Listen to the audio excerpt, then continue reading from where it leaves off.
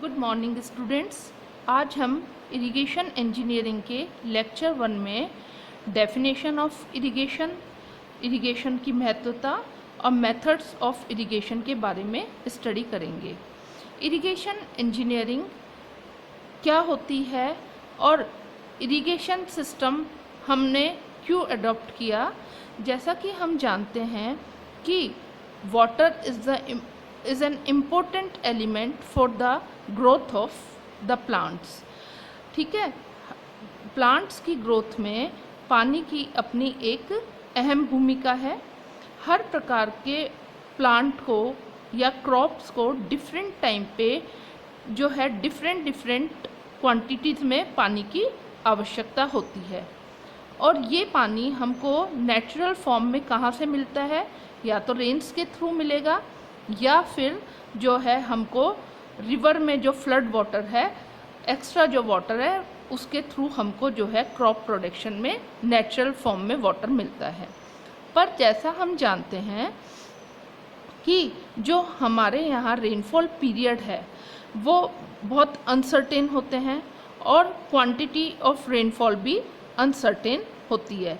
इसलिए crop production के लिए जितने पानी की जिस टाइम पे हमको रिक्वायरमेंट होती है वो नेचुरल जो फॉर्म में हमको मिलना कई बार बहुत मुश्किल होता है। इसलिए जो है हमने एक आर्टिफिशियल सिस्टम जो है अडॉप्ट किया, जिससे हमको जिस टाइम पे पानी की हमको ज़रूरत है और जितनी क्वांटिटी की ज़रूरत है वो हमको मिल सके। तो इरिगेशन जो है हम कैसे डिफाइन कर सकते हैं, that irrigation is the process of applying water to the crop artificially to fulfil their water requirement and nutrients में ऑल्सो भी applied to the crop through irrigation from sowing to harvesting. Sowing period, sowing मतलब जब हम फसल को बोते हैं और हार्वेस्टिंग जब हम फसल को काटते हैं। तो फसल को बोने से लेकर और काटने तक हमको जो है डिफरेंट क्रॉप्स की जो वाटर रिक्वायरमेंट है वो फुलफ़िल हो जाए, तो इसके लिए हम आर्टिफिशियली जो है क्रॉप को वाटर प्रोवाइड करते हैं। एक ऐसा सिस्टम बनाते हैं जिससे हमको जो है क्रॉप के लिए टाइम पे और एक डेफिनेट क्वांटिटी में, रिक्वायर्ड क्वांटिटी में वाटर मिल सके। और जो है न्यूट्रिएंट्स भी हम जो है क्रॉप को इरिगेशन के थ्रू प्रोवाइड कर सकते हैं। इम्पोर्टेंस क्या है इरिगेशन की? इम्पोर्टेंस ये है कि जैसे मैंने अभी आपको बताया कि इनसफिशिएंट एंड अनसर्टेन रेनफॉल में एडवर्सली अफेक्ट एग्रीकल्चर। हमारे यहाँ जो रेनफॉल है वो अपर्याप्त होता है और अनसर्टेन होता है, तो इससे जो है क्रॉप प्रोडक्शन जो है एडवर्सली अफेक्ट होता है। तो इस केस में अगर हम जो है एक आर्टिफिशियल फॉर्म में वाटर सप्लाई करते हैं, आर्टिफिशियल सिस्टम जो है डेवलप करते हैं, उनकी टाइमली जो है क्रॉप प्रोडक्ट टाइमली उनको पानी मिल सके प्लांट्स को और सफिशेंट क्वांटिटी में मिल सके, तो इससे एग्रीकल्चर प्रोडक्शन बढ़ जाएगा। ठीक है, तो in this case irrigation is found suitable for increasing the productivity even in low rainfall.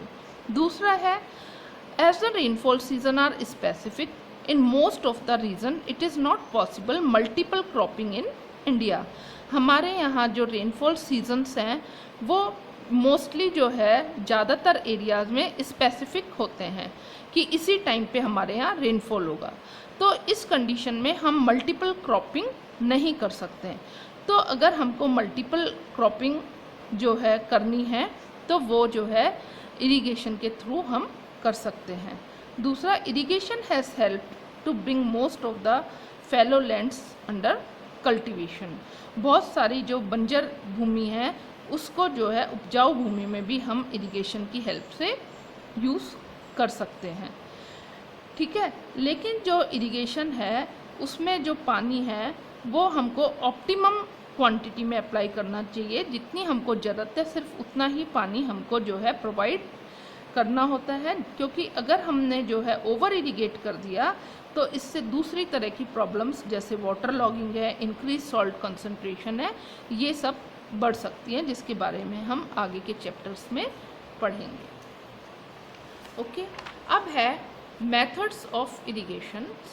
किन किन किन तरीक़ों से जो है हम क्रॉप्स को इरिगेट कर सकते हैं, लैंड इरिगेट कर सकते हैं।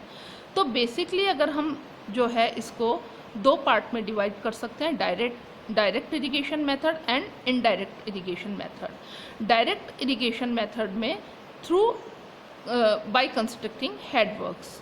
तो in this type of system, water is directly diverted from the river into the canal by constructing a diversion structure like weir or barrage across the river.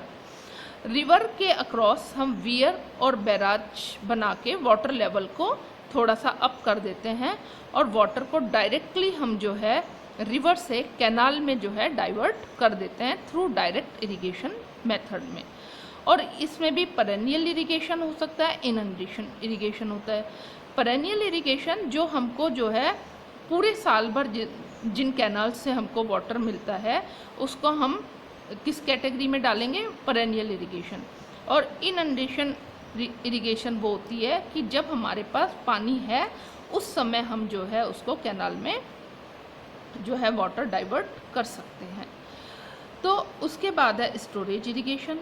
Storage irrigation में हम water जैसा इस direct irrigation में through headworks water level को up किया जाता था, storage irrigation में हम जो है एक रिजर्वोयर कंस्ट्रक्ट कर देते हैं वाटर को स्टोर करने के लिए। जब भी एक्स्ट्रा जो है मॉनसून होता है, एक्स्ट्रा वाटर हमारे पास होता है तो वो उसमें रिजर्वोयर में हम स्टोर कर सकते हैं और उसको जो है हम बाद में इरिगेशन के काम में ले सकते हैं।